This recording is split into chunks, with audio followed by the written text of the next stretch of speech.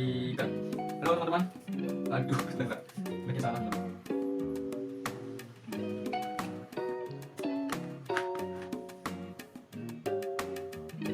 Satu, dua, tiga. Oke, harusnya ini aman.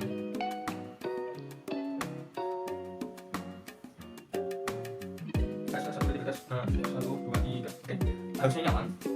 Satu, dua, tiga. Oke. Assalamualaikum warahmatullahi wabarakatuh. Halo teman-teman. Kali ini aku akan menjelaskan materi dari mapel geografi, yaitu ilmu penunjang geografi.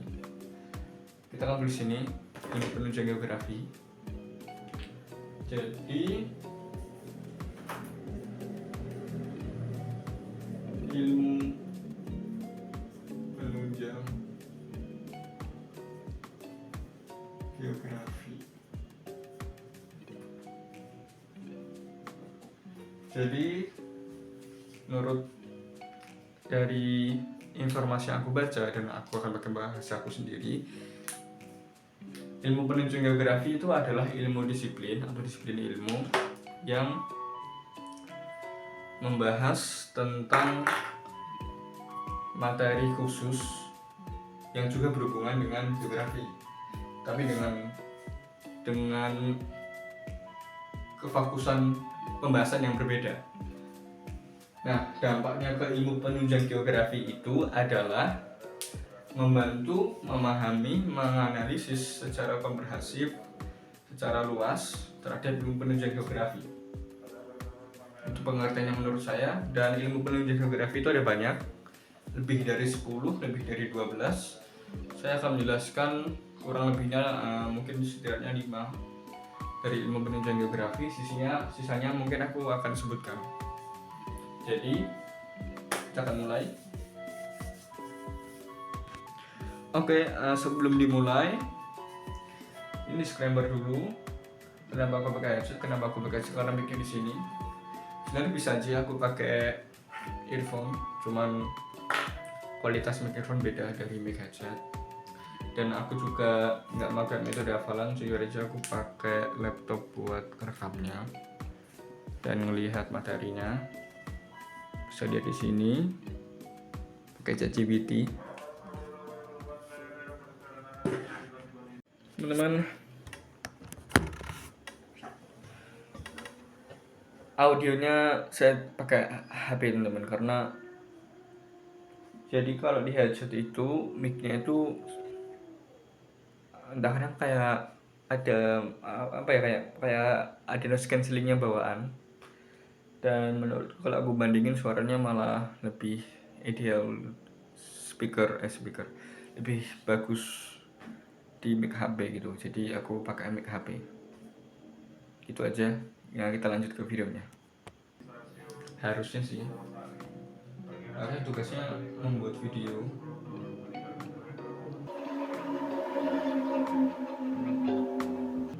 Ya, membuat video presentasi. So, kita akan mulai. Jadi yang sudah saya jelaskan ilmu penunjang geografi. Kita akan masuk ke contoh-contohnya. Itu yang pertama ada meteorologi. Ini berkaitan dengan cuaca, atmosfer, sama iklim. Ada meteorologi.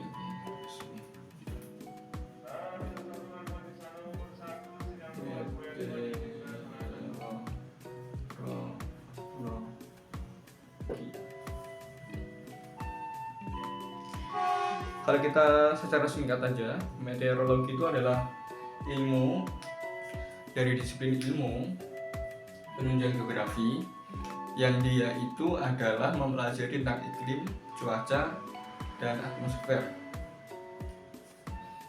Nah, penerapannya itu adalah perencanaan seperti perencanaan penerbangan yang aman sesuai dengan kondisi cuaca, sama memprediksi bencana atau pra bencana, atau pokoknya memprediksi kemungkinan bencana seperti badai atau hujan atau topan atau hujan deras yang memungkinkan, kayak BMKG, lebih dari BMKG yang memperkirakan cuaca. Seperti itu meteorologi. Jadi meteorologi itu adalah ilmu yang mempelajari tentang cuaca, atmosfer,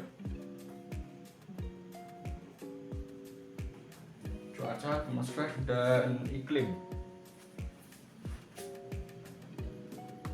Kalau secara singkat mungkin seperti itu, tapi kalau secara luas mungkin bisa lebih luas lagi.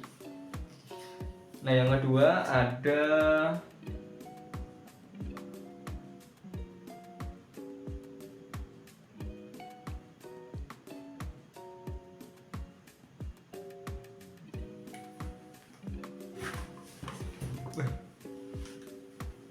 sebentar. Tes.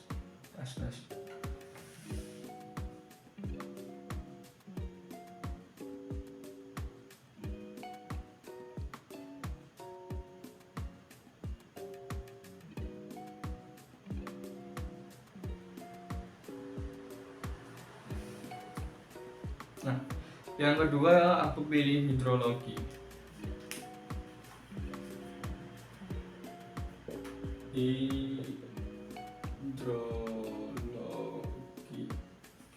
Hidrologi ini pengertiannya adalah ilmu yang mempelajari air di bumi, termasuk pergerakannya dan distribusinya.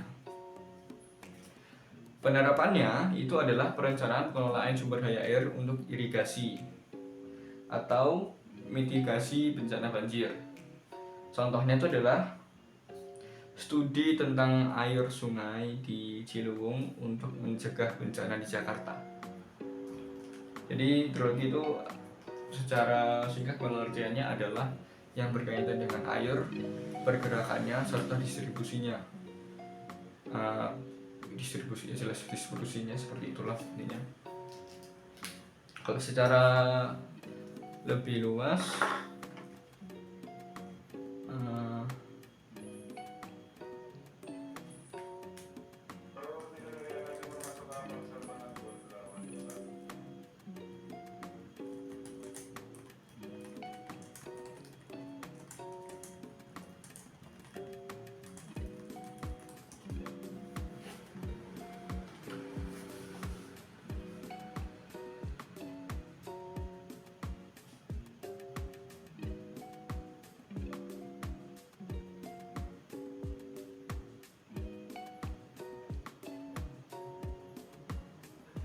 kalau secara lebih luas, maksud dari penerapannya tadi yaitu sebagai irigasi tadi itu adalah salah satu adalah menganalisis air, seperti mengidentifikasi dan mengevaluasi sumber air seperti sungai, waduk atau air tanah yang dapat digunakan untuk irigasi. Atau yang kedua dan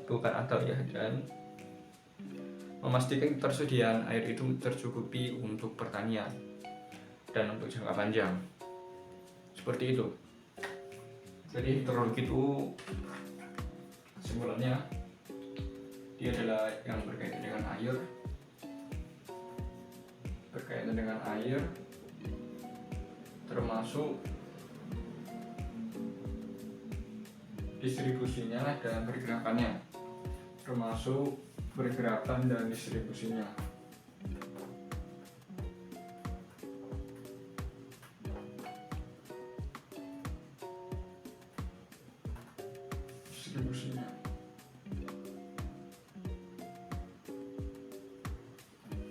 Distribusinya. Nah, lalu yang ketiga adalah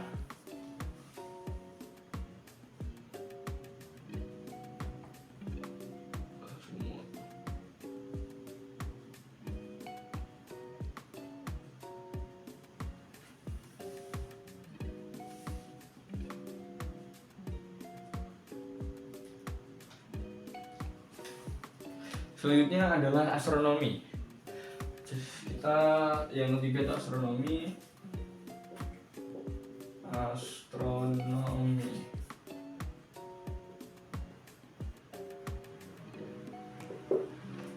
Menurut ChatGPT, pengertian dari astronomi adalah ilmu yang mempelajari tentang benda-benda langit atau yang berkaitan dengan luar angkasa dan pengaruhnya terhadap bumi.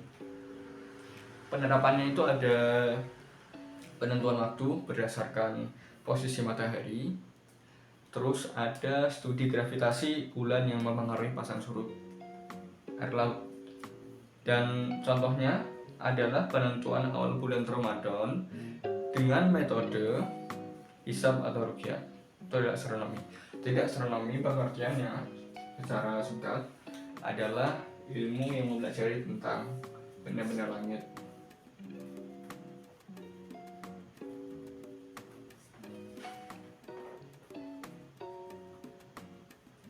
Benda-benda langit plus pengaruhnya terhadap bumi. Kita lanjut ke yang keempat.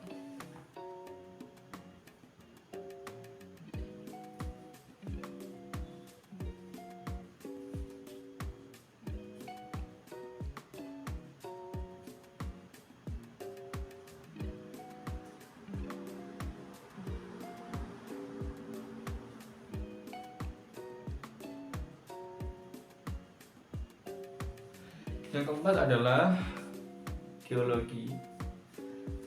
Geologi itu adalah ilmu yang mempelajari tentang struktur, komposisi, dan proses pembentukan kerak bumi. Penerapannya itu bisa analisis potensi gempa di suatu wilayah dan penentuan lokasi tambang berdasarkan struktur geologi. Serta contohnya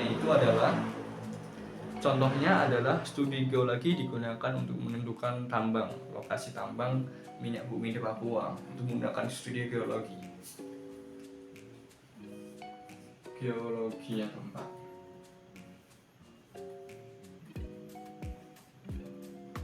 Geologi itu adalah ilmu yang mempelajari tentang struktur, komposisi, dan kerak bumi ya. Proses pembentukan. Struktur, komposisi, dan proses pembentukan kerak bumi.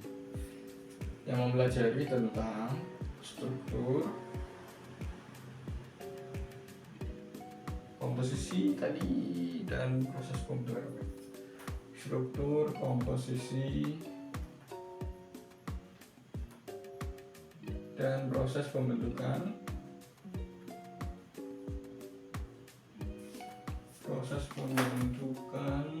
kerak bumi.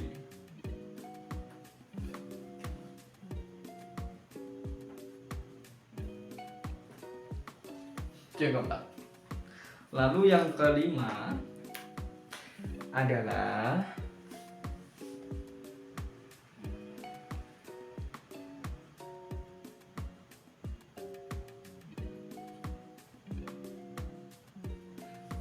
sosiologi.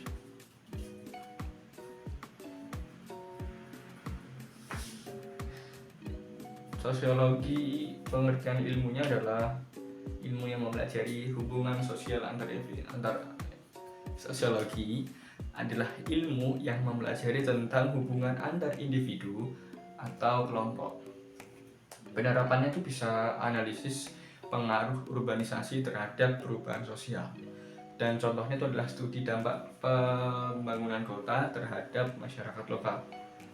Jadi sosiologi itu berfokus pada hubungan antar individu dan kelompok serta pengaruh sebab akibat terhadap sesuatu dan dampaknya terhadap masyarakat. Seperti tadi dampak pembangunan kota terhadap masyarakat lokal. Jadi yang kelima dan yang terakhir sih saya harus sebutin adalah sosiologi.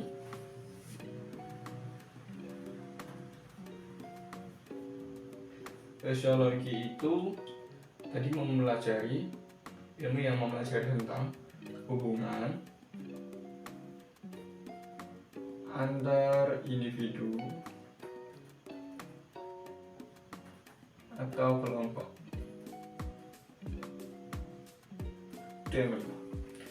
Sisanya akan membacakan paling dua lagi. Ada ekonomi. Ekonomi itu pengertiannya adalah ilmu yang mempelajari distribusi sumber daya untuk memenuhi kebutuhan manusia. Jadi pengertiannya adalah ilmu yang mempelajari distribusi sumber daya untuk memenuhi kebutuhan manusia. Penerapannya itu adalah sumber potensi sumber daya wilayah untuk perencanaan pembangunan, dan contohnya adalah analisis potensi perkebunan kelapa sawit di Sumatera untuk ekspor maksudnya.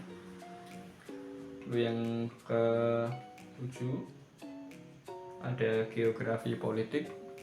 Geografi politik itu pengertiannya adalah ilmu yang mempelajari hubungan antara ruang dan kekuasaan. Ilmu yang mempelajari tentang ruang dan kekuasaan berkaitan dengan politik, karena namanya geografi politik. Penerapannya itu ada penentuan batas wilayah negara. Dan contohnya adalah penelitian konflik batas wilayah di Laut Cina Selatan. Penelitian konflik batas wilayah di Laut Cina Selatan. Jadi seperti itu presentasi atau penjelasan tentang ilmu penunjang geografi. Kalau semisal ilmu penunjang geografi pengertiannya kurang, mungkin akan membacakan dari ChatGPT langsung. Jadi akan kulangi, ilmu penunjang geografi adalah berbagai disiplin ilmu yang mendukung studi geografi untuk memahami dan menganalisis fenomena alam atau sosial, fenomena fisik atau sosial maksud saya, yang ada di bumi. Terus ilmu-ilmu ini membantu geografi untuk membantu geografi menjadi lebih komprehensif dalam menyelesaikan masalah atau mengembangkan pengetahuan. Seperti itu pengertiannya. Jadi itu adalah presentasi dari jadi ini adalah penjelasan dari apa yang saya sudah jelaskan, yaitu materi tentang ilmu penunjang geografi. Dan itu sebagai penutup juga. Jadi mohon maaf kalau ada kesalahan dalam video ini. Mungkin akan lebih bagus kalau saya nggak pakai headset. Cuman kalau resikonya mic-nya akan kurang. Dan ya mungkin gitu aja. Sekali lagi mohon maaf kalau ada kekurangan. Kalau ada kekurangan juga mohon dimaafkan. Dan saya pamit. Assalamualaikum warahmatullahi wabarakatuh. Dadah.